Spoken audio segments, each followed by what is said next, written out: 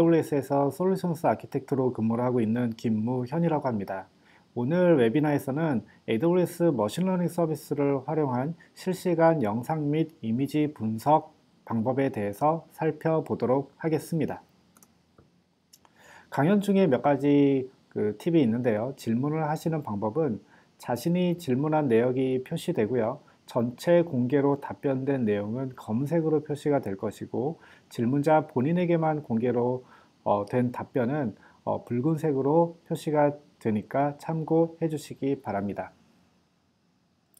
자, 그럼 본격적으로 오늘 세션을 진행하기에 앞서 어떤 내용들을 다룰 건지를 살펴보도록 하겠습니다. 이미지와 동영상을 분석한다라는 것은 이렇게 세 가지 정도 방법을 한번 생각해 볼 수가 있을 텐데요. 첫 번째로는 아마존 레코그니션 이미지, 클라우드 API 서비스 또는 클라우드의 머신러닝 어플리케이션 서비스를 활용을 해서 실시간으로 이미지를 분석하는 방법이 하나가 있을 거고요. 두 번째로는 디바이스에서 직접 머신러닝 모델을 수행해서 분석을 하는 방법이 있겠습니다. 이를 위해서 사용할 수 있는 서비스는 AWS 그린그래스 서비스와 또는 AWS 딥렌즈를 활용하는 방법이 있을 수 있습니다. 이에 대해서 자세히 살펴보겠고요. 마지막으로 실시간 영상을 직접 활용하는 방법은 어떤 것이 있을까? 어떻게 영상을 수집을 하고 수집된 영상을 영상 기반의 머신러닝 모델을 사용을 해서 분석을 할 수 있을까에 대해서 키네시스 비디오 스트림스와 레코그니션 비디오 서비스를 활용을 하는 방법을 살펴보도록 하겠습니다. 자, 첫 번째로는 가장 간단한 예제를 먼저 살펴보도록 하겠습니다. 가장 간단한 실시간 이미지 분석 서비스를 구성을 어떻게 해볼 수 있는지를 살펴보도록 하겠습니다. 실시간 이미지 분석 시나리오를 아주 간략하게 살펴본다라면 저희가 필요한 것은 스마트 CCTV, 즉 컴퓨터 기능이 달려있는 카메라가 있는 무엇이 있으면 되겠습니다. 이번 예제에서는 그냥 저희 여러분들이 가지고 있는 노트북을 사용하실 수도 있고요. 아니면은 라즈베리 파이와 같은 인베디드 디바이스가 있으면은 사용해 보실 수가 있습니다.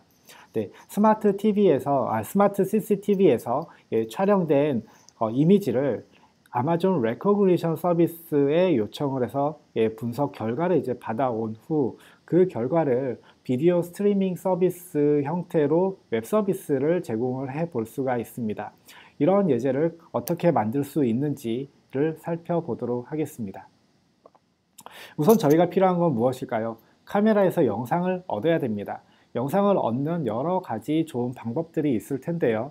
그 중에서 많이 사용하는 라이브러리인 오픈CV 라이브러리를 활용을 해서 카메라에 비추고 있는 영상을 얻는 방법에 대해서 살펴보도록 하겠습니다. 오픈CV 라이브러리에서 제공되는 여러 가지 클래스 중에 비디오 캡처 클래스를 활용한다면 특정 카메라에서 보여지는 영상을 캡처를 하실 수가 있으시고요. 비디오 파일, 이미지 시퀀스 또는 카메라에서 비디오를 캡처하는 데 활용할 수가 있습니다. 이러한 코드는 다음과 같습니다. 파이썬으로 작성을 했고요. 우선 오픈CV를 사용하기 위해서 CV2 라이브러리를 임포트 했습니다. 임포트 한 다음에 해야 될 건 뭘까요? 비디오 캡처 클래스의 객체를 생성을 하는 거죠. CV2에 비디오 캡처라는 이제 클래스를 사용해서 객체를 생성을 하는데요. 여기 들어간 숫자는 0이 들어갔죠. 0이 의미하는 건 무엇일까요? 해당 디바이스에 여러 대의 카메라가 설치되어 있을 수 있습니다. 그 중에 첫 번째 카메라를 지칭하는 게 바로 0이고요. 네, 두 번째 카메라에서 영상을 얻어오고 싶다 하면은 숫자를 1로 바꿔주시면 됩니다. 이렇게 비디오 캡처 클래스에 대한 객체를 생성을 했고요. 그러면은 이 객체한테 명령을 내려야 되겠죠. 현재 비치고 있는 이미지를 가져와 라는 명령을 내리기 위해서는 read라는 함수를 호출하게 됩니다.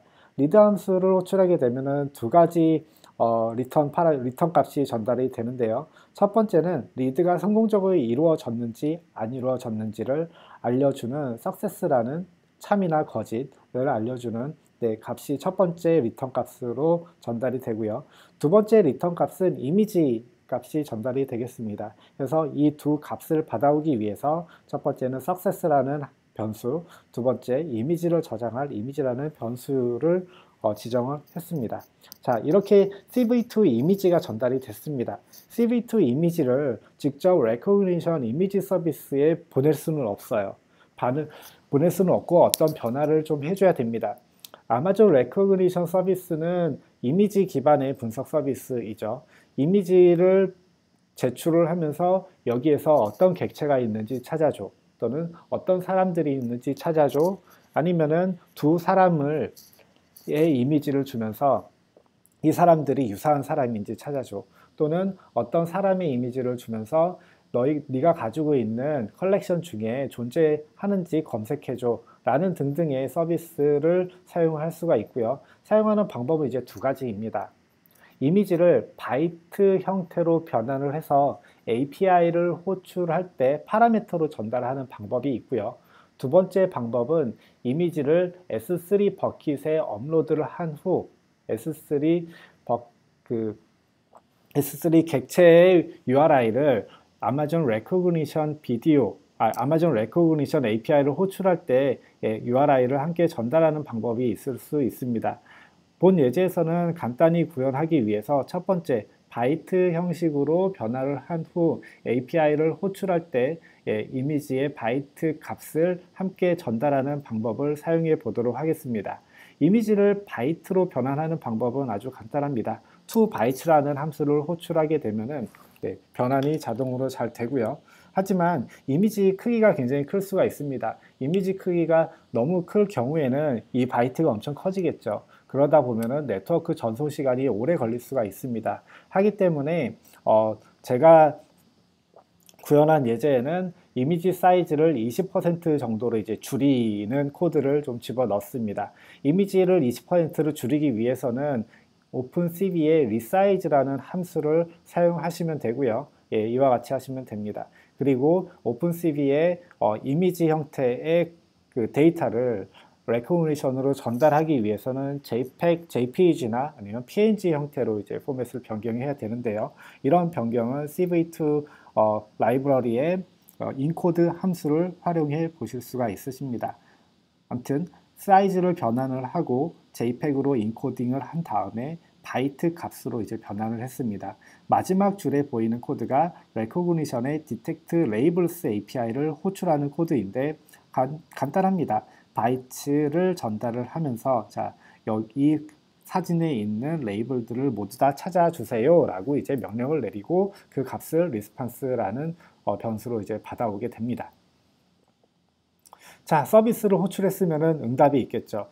제이슨 형태로 응답이 오고요. 레코그니션은요. 그 제이슨 형태의 응답이 왔는데 그 안에는 무엇이 들어가 있을까요? 저희가 호출하는 API에 따라서 다르겠지만 바로 전에 호출했던 Detect Labels API 같은 경우에는 Labels 배열 형태로 객체의 이름과 그 객체가 존재할 확률이 숫자로 전달이 됩니다. 예제에서 보시면은 제가 샘플로 전달한 이미지에서 발견된 레이블들, 객체들은 세 가지가 있었습니다. 첫 번째 객체는 휴먼이라는 객체이고요. 이 객체가 존재할 확률은 98.97%, 그리고 두 번째 객체는 people이라는 객체고 98.97%로 나왔고요. 그 다음에 person이라는 객체는 98.97%로 나왔습니다. 만약에 더 여러 가지 이제 객체가 탐지되었다라면 이런 목록들이 계속 추가가 돼서 전달이 될 겁니다. 자, 이렇게 전달받은 결과를 다시 이미지의 어떤 오버레이 형태로 만든 다음에 비디오 스트리밍 서비스로 출력을 하고 싶다라고 하면은 여러 가지 이제 방법들이 있습니다. 그 여러 가지 방법 중에 제가 사용한 예제는 플래스크라는 마이크로 웹 프레임워크를 활용을 해서 웹 서비스를 간단하게 구성을 했습니다. 즉 분석 결과를 포함한 이미지를 모션 JPEG 형식으로 출력하는 웹 서비스를 구성을 했고요. 이런 웹 서비스 구성을 하는 것은 지금 보시는 바와 같이 간단한 몇 줄의 코드로 만들어낼 수가 있습니다. 여기서 유념해야 될 점은 모션 JPEG 형식으로 출력을 할 거기 때문에 MIME 타입을 멀티파트 X 미스트 리플레이스로 지정을 해주셔야만 합니다. 자, 어떻게 동작이 되는지 한번 살펴볼까요? 왼쪽에 보시는 거는 해당 플래스크 어플리케이션을 수행하는 것이고요. 수행하게 되면은 0.0.0.0에 5000번 포트로 리슨을 합니다. 웹브라우저에서 해당 URL을 접근을 하게 되면은 보시는 바와 같이 레코그니션을 통해서 어떤 객체들이 있는지 확인을 받고요. 확인을 받은 게 왼쪽에 실시간으로 제가 로그를 남기고 있고요. 네, 앞에서 보셨던 그 제이슨 값들이 이제 찍히는 겁니다. 그리고 오른쪽에 보시는 웹화면은 이미지 자체는 오픈CV에서 그 캡처된 이미지이고요.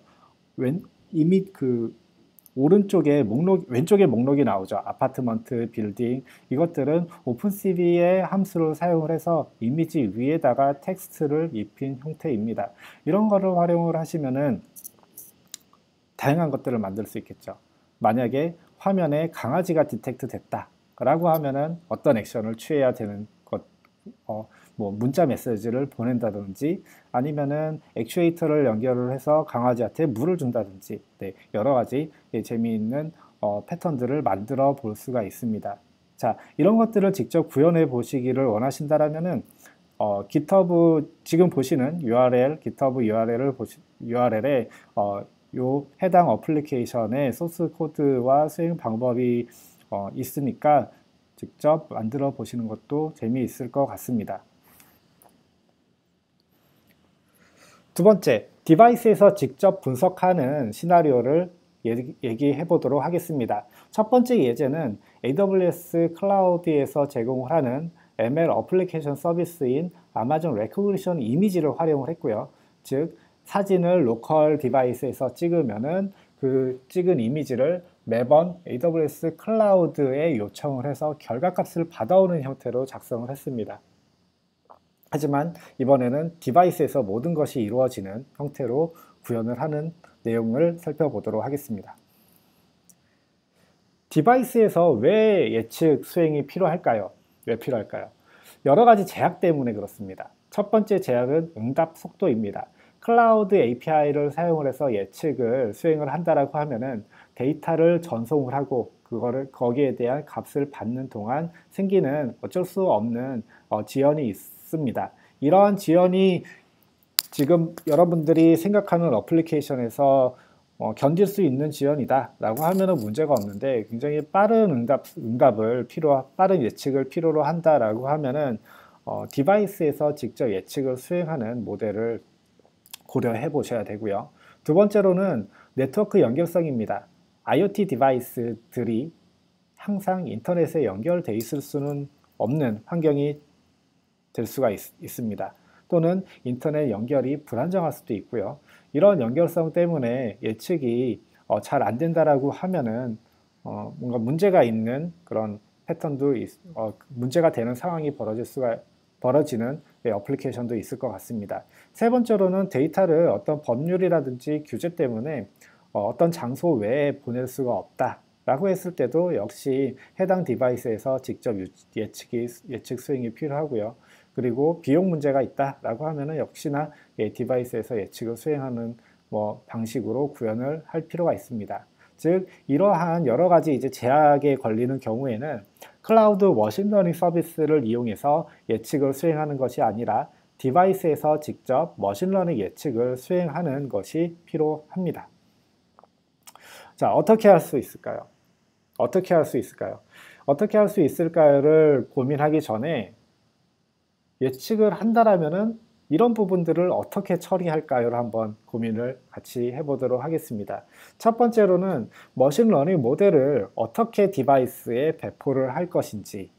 모델은 한번 만들었다고 그래서 영원히 쓰진 않습니다. 모델은 계속 진화를 해야 되기 때문에 계속 진화하는 모델을 지속적으로 디바이스에 어떻게 배포를 할 것인지가 굉장히 중요하고요. 모델을 배포하는 것과 더불어 예측 프로그램도 함께 배포가 돼야 됩니다. 그 예측 프로그램도 한번 작성된 것이 영원히 가진 않겠죠. 계속 진화를 할 것 같습니다. 그렇다면 예측 프로그램을 어떻게 디바이스에 배포를 할 것인지도 이제 고민이 되고요. 세 번째 고민은 무엇일까요? 머신러닝 예측을 어떻게 수행할지 프로그램을 배포를 했는데 프로그램이 항상 수행이 잘 되도록 보장을 해야 되죠. 그거를 어떻게 이제 풀어야 될지가 이제 세 번째 이제 문제이고요. 마지막 문제는 예측 결과를 머신러닝의 예측 결과를 디바이스에서 모두 다 처리를 할 수도 있겠지만 때에 따라서는 그 결과들을 클라우드 서비스와 연동을 하는 것이 필요할 수도 있습니다. 즉 클라우드 서비스와 어떻게 연동을 할 것인가 또 고민이 될 겁니다. 이런 고민들을 어떻게 해결해 볼 수 있을까요? 두 가지 방법을 제시를 해보도록 하겠습니다. 첫 번째는 AWS 그린그래스를 활용을 해서 ML 인퍼런스를 하는 것입니다. 많이들 얘기하는 엣지 컴퓨팅이죠. 엣지에서 머신러닝 인퍼런스를 수행하는 방법을 구현하기 위해서 AWS 그린그래스를 활용을 해볼 수가 있고요. 두 번째는 AWS 딥렌즈를 활용을 해서 이러한 엣지 프리딕션을 한번 해볼 수가 있습니다. AWS 딥렌즈 같은 경우에는 머신러닝 기반의 비전 어플리케이션을 작성을 하고 배포를 하는데 활용할 수 있는 좋은 개발 툴킷이라고 보시면 되겠습니다. AWS 그린그래스에 대해서 생소한 분이 있을 텐데요. 잠깐 AWS 그린그래스가 무엇인지 간략하게 살펴보도록 하겠습니다. AWS IoT 기능의 일부를 로컬에서 수행할 수 있도록 해주는 소프트웨어입니다. 여러분들이 이 그린그래스 코어를 어디든지 설치를 하시게 되면은 AWS IoT의 일부 기능을 로컬에서 또는 엣지에서 수행을 직접 할 수가 있으십니다. 수행할 수 있는 기능은 아래와 같이 네 가지가 있습니다. 첫 번째는 로컬 액션. 액션은 어떤 프로그램을 수행한다는 거겠죠. 그 프로그램 수행 환경을 제공을 하는데 바로 람다 함수를 로컬에서 수행할 수 있는 환경을 제공을 합니다. 즉 AWS 클라우드에서 작성해서 AWS IoT에서 수행하는 람다 함수와 동일한 것들을 그린그래스 코어에서 직접 수행할 수가 있는 환경을 제공을 합니다. 두 번째는 로컬 트리거, 메시지 브로커죠. MQTT 메시지 브로커를 로컬에서 수행할 수 있는 형태로 제공해 드리고 있고 디바이스 섀도우 기능이라든지 강력한 보안 기능을 제공을 하고 있습니다. 그 중에서 저희가 오늘 자세히 살펴볼 기능은 로컬 람다 펑션, 즉 예측 프로그램을 람다 함수 형태로 작성을 하고 그린그래스가 안정적으로 수행을 해주는 기능을 활용해 보도록 하겠습니다. 그 중에 ML 인퍼런스, 그린그래스 ML 인퍼런스 기능에 대해서 살펴보도록 하겠는데요. 그린그래스 ML 인퍼런스 기능은 2017년 리인벤트 때 발표됐고 현재 프리뷰 상태이고요. 여러분들이 프리뷰에 참여를 하시기를 원하면은 프리뷰 페이지에서 참여 신청을 하실 수가 있으십니다. 그린그래스 ML 인퍼런스를 사용하게 되면은 머신러닝 모델 및 예측 코드를 그린그래스 코어 디바이스에 배포하고 수행하는 것을 손쉽게 하실 수가 있으십니다. 그린그래스 ML 인퍼런스를 활용하는 방법은 다음과 같습니다. 우선 모델은 클라우드에서 학습하고 훈련을 합니다. 모델을 학습하기 위해서는 많은 리소스가 필요합니다. 그런 리소스가 IoT 환경에서 존재하기는 어렵고요. 하기 때문에 클라우드에서 제공이 되는 풍부한 리소스를 사용을 해서 머신러닝 모델을 학습을 시킵니다. 이렇게 학습된 결과는 AWS 그린그래스 콘솔에서 기기로 모델을 손쉽게 배포를 할 수가 있고요. 이렇게 배포된 모델은 로컬 람다 함수를 활용을 해서 모델 기반의 예측을 디바이스에서 직접 할 수가 있습니다. 필요시에는 AWS 클라우드와 연동이 될 수도 있겠지만 기본적으로는 모든 것들이 그린그래스 코어 디바이스에서 이루어지기 때문에 인터넷이 연결이 돼 있지 않은 환경에서도 동일한 머신러닝 모델 인퍼런스를 할 수가 있습니다. 제가 지금 보여드릴 예제에서는 다음과 같은 모델과 람다 함수를 구현을 해보도록 하겠습니다. 머신러닝 모델은 스퀴즈넷이라는 것을 사용할 텐데요. 스퀴즈넷은 객체를 탐지하는 머신러닝 모델입니다. 객체를 탐지하는 머신러닝 모델은 여러 가지가 있을 텐데요. 제가 지금 활용할 디바이스는 라즈베리 파이입니다. 라즈베리 파이는 일반 여러분들이 사용하시는 노트북 컴퓨터 또는 이제 EC2 인스턴스에 비해서는 굉장히 작죠. 하기 때문에 딥러닝 모델 또는 이제 머신러닝 모델도 경량화된 것을 사용해야지 빠른 예측을 할 수가 있습니다. 스키즈넷 같은 경우에는 알렉스넷 수준의 정확도를 보여주면서 그 모델의 크기는 50배 정도 적은 파라미터를 사용합니다. 그 결과 아주 작은 모델을 만들 수가 있고 작은 모델이기 때문에 빠른 예측을 수행할 수가 있습니다. 스키즈넷에 대해서 궁금하신 분은 이 URL을 따라가면은 스키즈넷에 대한 페이퍼를 참고를 해 보실 수가 있으십니다. 두 번째로 람다 함수입니다. 모델은 스키즈넷을 사용하는데 람다 함수 작성은 파이썬 2.7의 MXnet, 아파치 MXnet 기반으로 이제 만들었습니다. 그리고 람다 함수가 로컬에서, 즉 그린그래스 코어 디바이스에서 수행하는 람다 함수는 컨테이너 안에서 격리된 공간에서 수행하게 됩니다. 하기 때문에 기본적으로는 어떤 그린그래스 코어의 디바이스를 접근을 할 수가 없도록 격리된 환경에서 수행이 되기 때문에 카메라 접근을 위해서는 로컬 리소스라는 기능을 추가라는 기능을 활용을 해서 카메라 디바이스에 접근을 할 수 있도록 정의를 합니다. 자세한 내용은 뒤에서 살펴보도록 하겠습니다. 자, 우선 람다 함수를 그린그래스에서 정의를 하게 되겠는데요. 해당 그린그래스 그룹에 들어간 다음에 람다 함수를 그린그래스 그룹에 추가하게 됩니다. 오늘 사용할 람다 함수는 그린그래스 오브젝트 클래시피케이션이라는 람다 함수이고요. 이거를 추가를 하고요. 추가를 할 때 몇 가지 이제 설정을 하게 됩니다. 설정 중에 하나는 메모리 리밋. 이 람다 함수가 사용할 수 있는 메모리를 얼마까지 이제 쓰게 할 것인지 96메가 정도 줬고요. 그 다음에 이 람다 함수가 한번 수행이 될 때 얼마 동안 수행이 될 수 있는지, 즉 타임아웃 값을 지정을 하실 수가 있으십니다. 10초 줬습니다. 마지막으로는 람다 함수의 라이프 사이클입니다. AWS 클라우드에서 람다 함수를 수행하게 되면은 람다 함수를 수행하게 되면은 옵션이 이런 게 없지만 그린그래스에서 람다를 수행하게 될 때는 람다 함수의 라이프 사이클을 설정을 할 수 있습니다. 즉 람다 함수를 수행하는 컨테이너 환경을 얼마나 유지할 것인지에 대한 설정인데요. 지금 같은 그린그래스 같은 경우에는 람다 함수를 수행하는 컨테이너를 만들었다 없앴다 할 필요가 없기 때문에 한번 컨테이너가 동작을 하게 되면은 그 컨테이너를 계속 유지하겠다라는 이제 설정을 했습니다. 람다 함수의 로컬 리소스를 추가해야 된다라고 이제 말씀을 드렸는데요. 크게 두 가지 리소스를 추가를 하게 됩니다. 첫 번째는 카메라를 접근을 하기 위한 리소스, 즉 DVR에 어떤 디바이스를 이 람다 함수를 수행하는 컨테이너가 접근을 허락을 할지를 정의하는 것입니다. 그래서 카메라 접근을 하기 위해서 라즈베리 파이에 있는 카메라를 접근하기 위해서 지금 보시는 바와 같이 DVR에 VCHIQ, VCSM이라는 디바이스를 정의를 했고요. 그리고 ML 인퍼런스 기능을 활용하기 위해서 머신러닝 모델 파일을 다음과 같이 정의를 했습니다. 스키즈넷이고요. 이 리소스 타입은 머신러닝 모델이기 때문에 모델이라고 정의가 됐고 그 다음에 소스는 S3 버킷에 올라와 있는 모델 파일을 지정을 하고 있습니다. 이런 리소스는 람다 함수와 매핑이 되는 것이고요. 자, 이렇게 정의된 람다 함수, 그 다음에 람다 함수에 관련된 리소스를 디바이스에 이제 배포를 해야 됩니다. 디바이스에 어떻게 이 람다 함수와 모델을 배포를 하고 컨피그레이션을 배포를 할까요?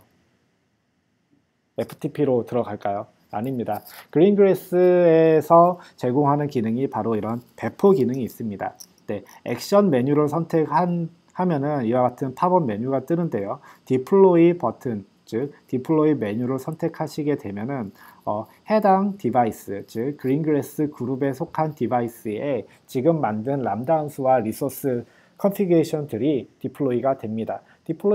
배포가 끝나게 되면은 지금 보시는 바와 같이 상태가 successfully completed라고 이제 바뀌게 됩니다. 이렇게 되면은 저희가 지금 정의한 머신러닝 모델, 머신러닝을 수행할 람다 함수가 배포가 되고 바로 그 해당 함수가 수행이 돼서 추측, 예측을 하게 되는 거죠. 자, 람다 함수가 어떻게 생겼는지 좀 궁금하실 것 같습니다. 엄청나게 어려운 코드를 해야 되는 거 아닌가? 그러진 않습니다.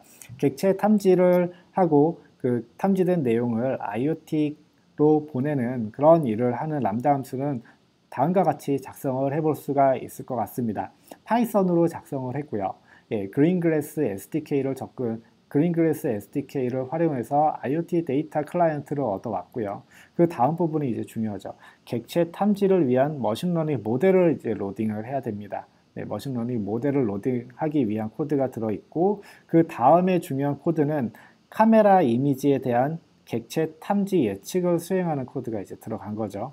그 다음은 탐지된 결과를 디바이스에서 모두 활용을 하는 게 아니라 때로는 IoT 클라우드와 연동을 할 필요가 있는 경우가 있습니다. 하기 때문에 그 결과를 특정 토픽, 여기서는 hello/world라는 토픽으로 프리딕션 결과를 퍼블리시하는 코드를 집어넣었고요. 이렇게 해서 수행이 된 이후에 계속 수행이 돼야 되겠죠. 이 함수는 계속 수행이 돼야지 지속적으로 프리딕션을 할 수가 있습니다. 하기 때문에 마지막 코드는 3초 쉰 다음에 탐지 함수를 재호출하는 코드를 집어넣었습니다. 이렇게 되면은 3초마다 이미지들이 캡처되고 거기에 대한 예측이 수행이 되고 그 예측 결과가 AWS IoT Hello World라는 토픽으로 전달이 되겠죠. 앞에서 머신러닝 모델을 로딩한다라고 이제 했는데 그 로딩하는 방법은 다음과 같습니다.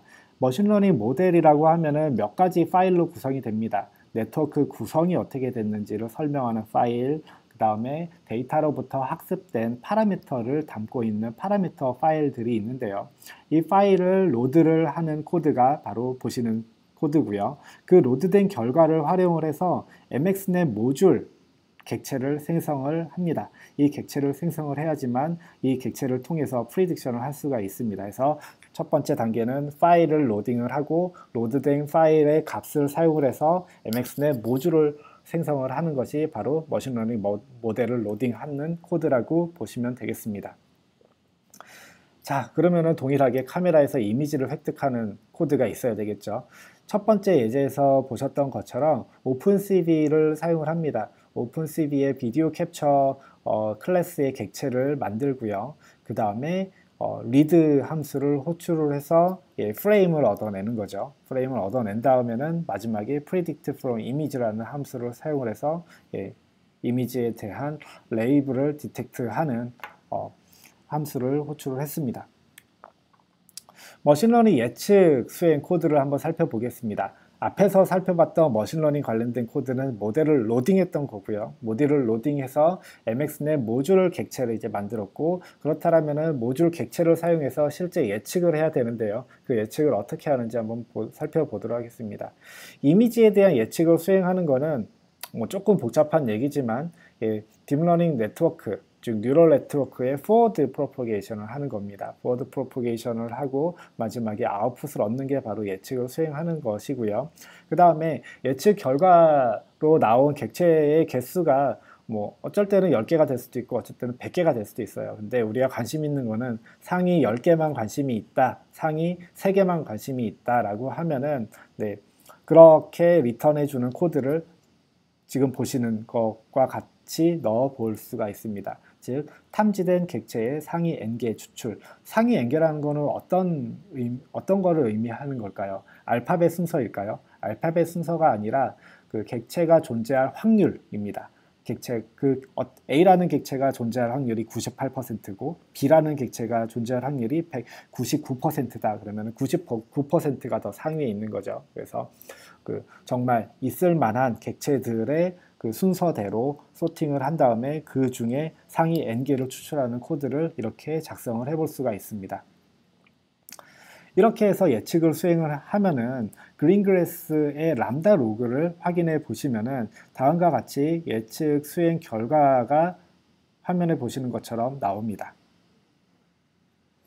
자세히 살펴보면은 그린글래스 메시지 new prediction 하고 0.22 어쩌고저쩌고 하고 그 다음에 월클락 즉 월클락이 디텍트 됐을 확률이 22%이고 또는 이제 다른 게 어떤 게 있을까요?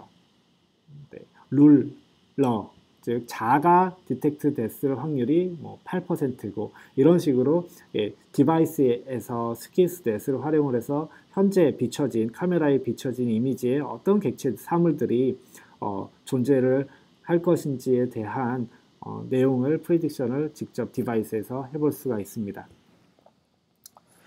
자, 아까 코드에서 어떤 코드가 있었죠? IoT로 메시지를 퍼블리시 했습니다. 그 메시지가 제대로 오고 있는지를 잘 오고 있는지를 확인하는 방법은 AWS IoT의 테스트 클라이언트 프로그램을 사용하실 수가 있으세요. 테스트 클라이언트 프로그램을 사용하는 방법은 AWS IoT 웹 콘솔에 가서 테스트라는 메뉴를 선택을 하시면은 어떤 임의의 토픽에 대해서 서브스크라이브를 할 수가 있습니다. 저희가 사용한 토픽은 hello/world라는 이제 토픽이었고요. 해당 토픽에 대해서 서브스크라이브 하면은 그 토픽으로 전달이 되는 메시지가 실시간으로 이와 같이 화면에 나오게 됩니다. 아까 보셨던 전 슬라이드에서 보셨던 그런 프리딕션에 대한 텍스트 결과값이 AWS IoT 메시지로 동일하게 올라오고 있는 것을 보실 수가 있습니다. 자, 두 번째로는 딥렌즈를 활용하는 방법입니다. 딥렌즈는 아까도 말씀드렸다시피 딥러닝 기반 또는 머신러닝 기반의 이미지 어플리케이션을 만드는 개발자 킷입니다. 이 개발자 킷은 현재는 아직 구입을 할 수가 없고요. 6월달 정도에 정식 출시가 될 예정입니다. 딥렌즈를 활용하게 되면은 여러 가지 재미있는 프로젝트들을 많이 이제 만들어 볼 수가 있는데요. 저희가 커뮤니티 프로젝트를 운영을 하고 있습니다. 그리고 최근에 딥렌즈 챌린지라는 그 공모전 같은 거를 이제 열었고요. 이 연 결과 이제 여러 가지 딥렌즈 어플리케이션들을 만들어 주셨어요. 그 중에서 1등, 2등, 3등이 이렇게 뽑혔습니다. 첫 번째는 Read to Me, 어떤 동화책, 어떤 영어 책을 이제 보여주면은 그 안에 어떤 문장이 있는지를 확인하고 그 내용을 읽어주는 이제 기능을 하는 어플리케이션을 만드셔서 1등을 하셨고요.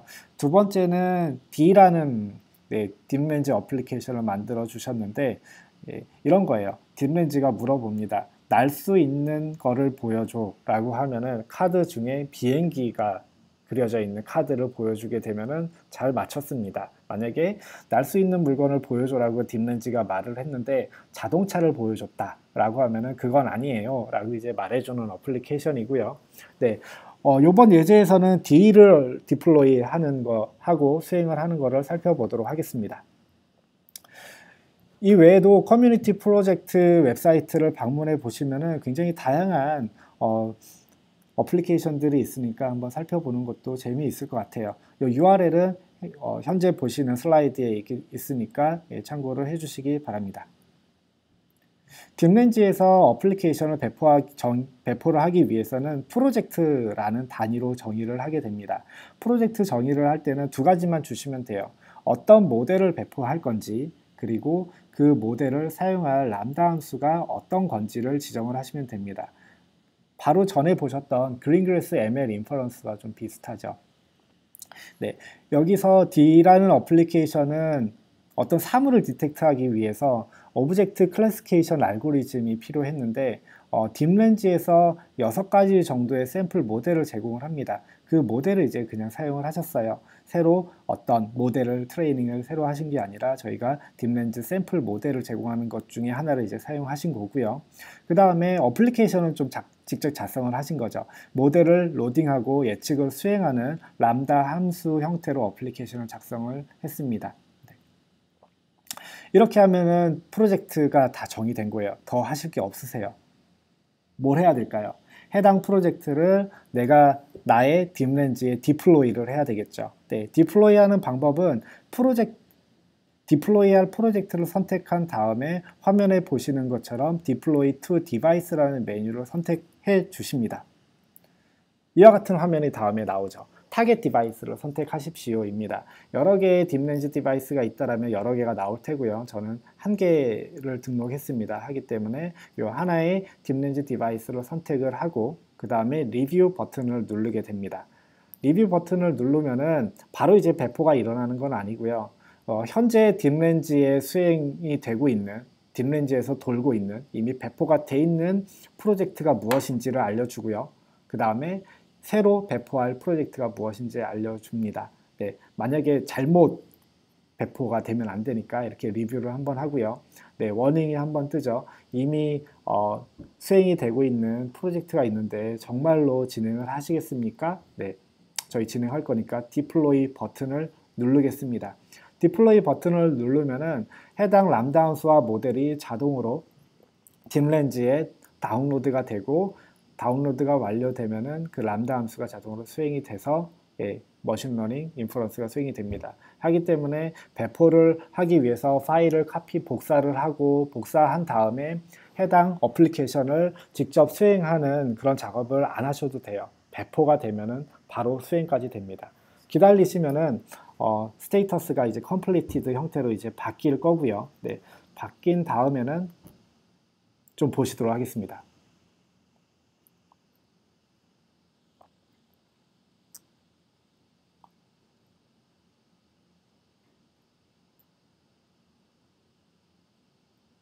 동물을 보여달라고 했죠.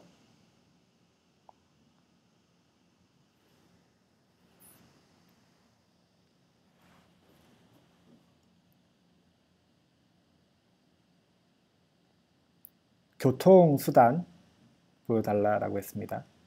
버스죠.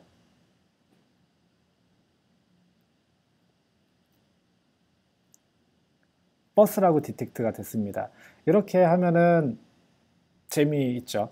그 카드를 가지고 아이와 영어 공부를 하는데도 한번 활용을 해볼 수가 있을 것 같습니다. 자, 이렇게 해서 엣지단에서 또는 디바이스에서 이미지 분석을 하는 모델을 직접 수행하는 방법들에 대해서 살펴봤고요. 그린그래스와 이제 딥렌즈를 사용하는 방법에 대해서 살펴봤는데 여전히 저희가 풀지 못한 숙제가 있죠. 실시간 영상 분석을 어떻게 해야 될지. 지금까지도 어쩌면은 영상을 분석을 한 거긴 합니다. 영상을 어떻게 했죠? 이미지 단위로 잘라가지고 이제 분석을 했습니다. 이렇게 이미지 단위로 영상을 분석하는 전체 솔루션은 이와 같이 이제 구성을 해볼 수가 있을 것 같아요. IP 카메라가 있다라고 하면은 그 IP 카메라에서 캡처된 그 스트림들을 지속적으로 어딘가에 보내고 거기서 그 비디오 스트림을 받은 곳에서 프레임 단위로 잘라서 아마존 키네시스 데이터 스트리밍으로 넣어주면은 그 스트림스에는 각각 프레임이 들어가 있겠죠. 프레임 데이터들이 들어가 있고 람다 함수를 사용을 해서 키네시스 데이터 스트림스로 들어온 데이터를 읽어서 아마존 레코그니션의 디텍트 오브젝트라는 API를 호출을 해서 어떤 객체들이 있는지를 확인해 볼 수가 있고 만약에 내가 뭐라고 할까요? 비행기가 디텍트 되면은 문자 메시지를 보내도록 하고 싶다 라고 하면은 비행기가 디텍트 됐는지 람다 함수에서 확인을 하고 비행기가 디텍트 됐으면은 아마존 SNS 서비스를 활용을 해서 모바일 폰으로 SMS 문자 메시지를 보내는 것도 해볼 수가 있으십니다. 이런 전체 솔루션 한번 구현해 보고 싶으시면은 AWS 샘플스 GitHub에 방문하시면은 여러 이거를 구현하기 위한 전체 코드와 구성들이 있으니까 관심이 있으시면 한번 구현해 보셨으면 좋겠습니다. 여기서 활용하는 서비스는 아마존 레코그니션 이미지입니다. 프레임 단위로 자른 거를 이미지 단위로 이제 분석을 요청을 하는 거죠. 충분한 것 같은데 여전히 이제 개선이 필요합니다. 카메라 디바이스가 여러 가지 종류라면은 앞단에서 프레임으로 잘라서 이제 보내는 거를 매번 이제 만들어야 되고요. 또는 프레임 단위가 아닌 영상으로 저장을 하고 싶다라면은 어떻게 해야 되나? 지금은 프레임 단위로 받아서 프레임을 저장을 했는데 영상으로 저장하고 싶다. 여전히 이제 풀 수 없는 숙제고요. 지금과 같은 구조에서는. 또는 머신러닝 얘기를 한번 해보도록 하시죠. 이미지 기반으로 할 수 없는 예측을 하고 싶다. 즉 사람이 어떤 행동을 하고 있는지 예측을 하고 싶고 또는 사람의 동선이 어떻게 되고 있는지를 예측을 하고 싶다 한다라면은 이미지 한 장으로는 예측이 불가능하죠. 여러 가지, 여러 개의 연속된 이미지를 분석을 해야지만 할 수 있는 예측들입니다. 방법은 이 두 가지 서비스를 활용하시면 할 수가 있습니다. 실시간으로 비디오 스트리밍을 받아낼 수 있는 서비스가 아마존 키니시스 비디오 스트림스라는 서비스이고요. 즉 CCTV 또는 이제 IP 카메라에서 생성되는 영상을 즉 그대로 스트리밍 형태로 클라우드로 전송을 하고 받아줄 수 있는 서비스가 키니시스 비디오 스트림스고, 그렇게 들어온 영상을 분석을 해야 되겠죠. 영상 딥러닝 기반의 영상 분석을 할 수 있는 서비스가 바로 아마존 레코그니션 비디오 서비스입니다. 이 두 서비스를 적절하게 사용한다라면은 영상을 실시간으로 분석하는 어플리케이션을 만들어 볼 수가 있습니다. 활용 예는 이런 거죠. 실시간으로 위험 인물 탐지나 또는 미아 찾기도 만들어 볼 수가 있죠. 기존에도 레코그니션 이미지를 활용해서 할 수가 있지만 동영상, 실시간 영상 기반의 조금 더 빠른, 조금 더 다양한 어플리케이션도 이와 같이 만들 수 있습니다. 예를 들어 경찰관이 바디캠을 이제 앞에 달고 다녀요. 바디캠에서 실시간으로 영상을 찍은 다음에 그 영상을 키니시스 비디오 스트림스로 전송을 합니다. 전송을 하고 그 스트림스로 들어온 영상을 레코그니션 비디오를 통해서 위험인물이 있는지 없는지, 찾아졌는지 안 찾아졌는지를 확인을 하고 그 결과에 따라서 바로 어떤 경찰관의 문자 메시지를 보내준다든지 주변에 얼러트를 띄운다든지 하는 로직을 람다 함수를 활용을 해서 클라우드 상에서 구현을 해볼 수가 있습니다. 자, 이와 유사한 것들을 구현을 하는 것을 한번 살펴볼 텐데요.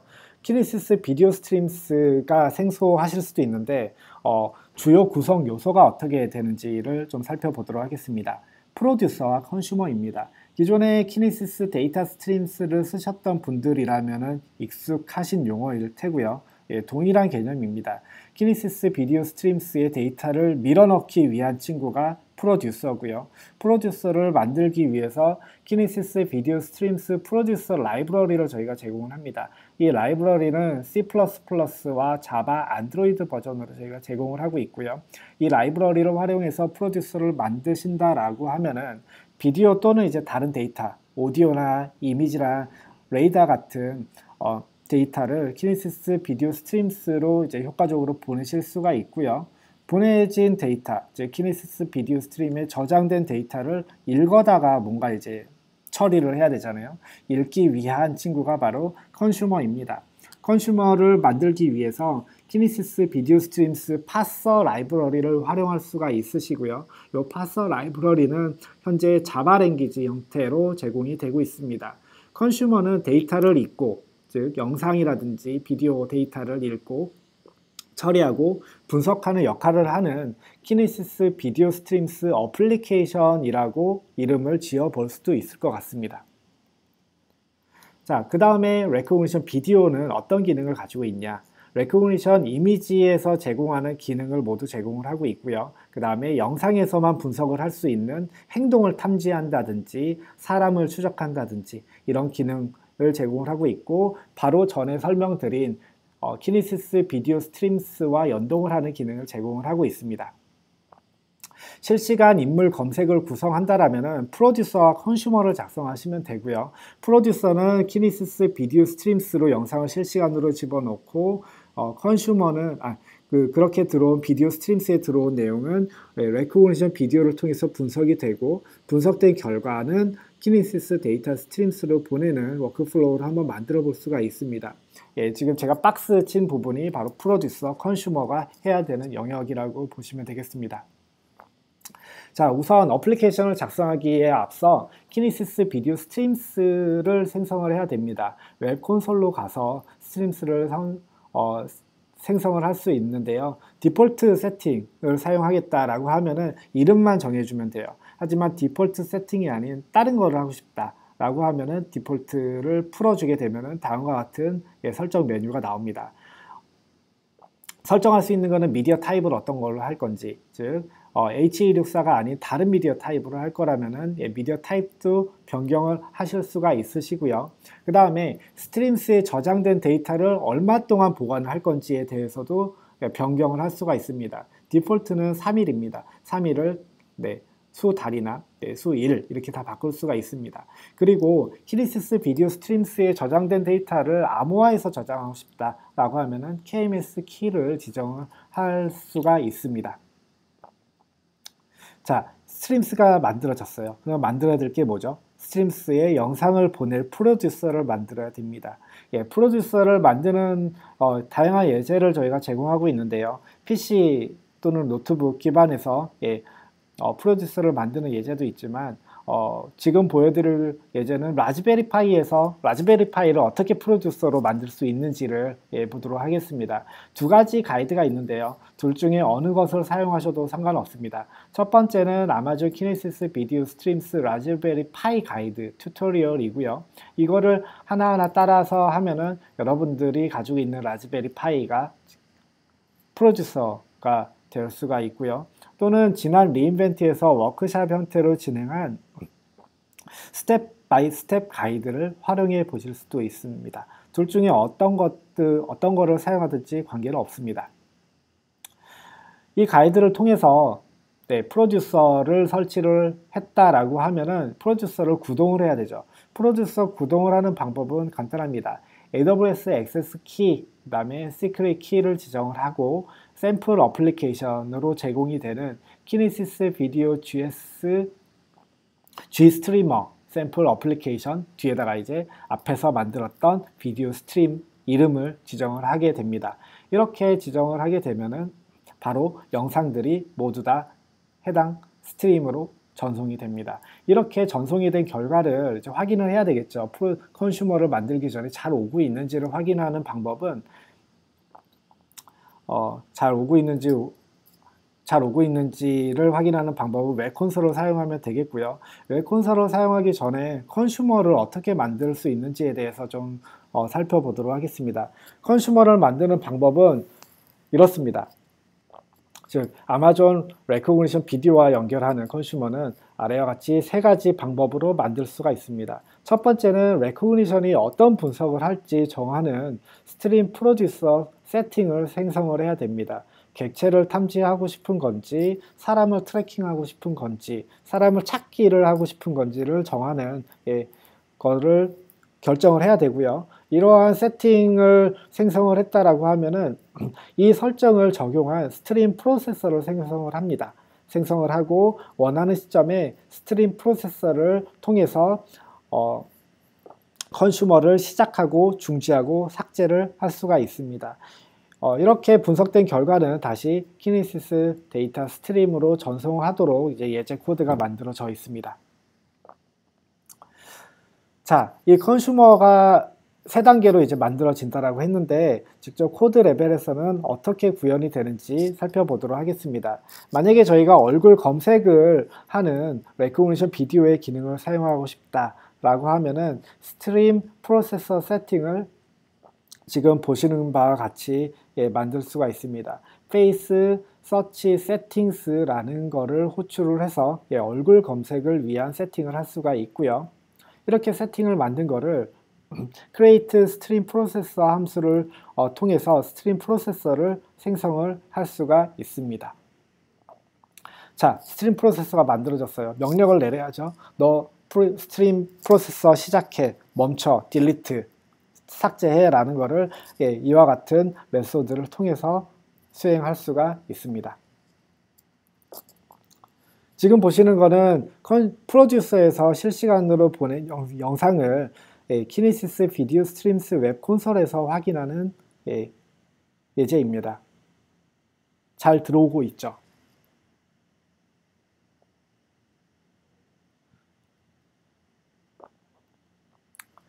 네, 잘 들어오고 있고 저희가 어플리케이션 그 컨슈머를 수행을 해서 분석을 한 다음에 키네시스 데이터 스트림스로 값을 넣는다고 했는데 그 값이 잘 들어갔는지를 확인하기 위해서 간단한 람다 함수를 작성을 했어요. 해당 데이터 스트림을 바라보고 데이터를 읽어서 화면에 출력하는 람다 함수를 작성을 했고요. 보시면은 그 람다 함수 결과는 이렇습니다. 어떤 키네시스 비디오 스트림을 통해서 들어온 데이터였고 그 결과가 어떻게 되고 있고 즉 페이스 서치 리스폰스 결과가 어떻게 돼 있고 스트림스 프로세서가 지금 동작을 하고 있는지 등등 다양한 정보들을 확인할 수가 있습니다. 만약에 카메라에 내가 사전에 인덱싱 해 놓은 사람의 얼굴이 찾아졌다라고 하면은 페이스 서치 리스폰스에 해당 결과 값들이 찍혀 나올 것입니다. 자, 이렇게 해서 이미지 기반의 서비스를 활용을 해서 분석을 하거나 아니면은 직접 모델을 엣지단에서 수행을 한다라거나 또는 영상을 키네시스 비디오 스트림스와 레코그니션 비디오를 활용을 해서 분석하는 거에 대해서 살펴봤고요. 이에 대한 자세한 구현 방법들은 지금 화면에 보시는 사이트를 통해서 보다 자세하게 살펴보고 여러분들이 직접 이제 만드는 것을 해볼 수가 있으십니다. 지금까지 들어주셔서 감사하고요. 네, 더 나은 세미나를 위해서 의견을 좀 남겨주시고요. 질문에 대한 답변은 계속 드릴 거고 발표 자료와 녹화 영상은 지금 보시는 URL을 통해서 제공을 해드리겠습니다. 감사합니다.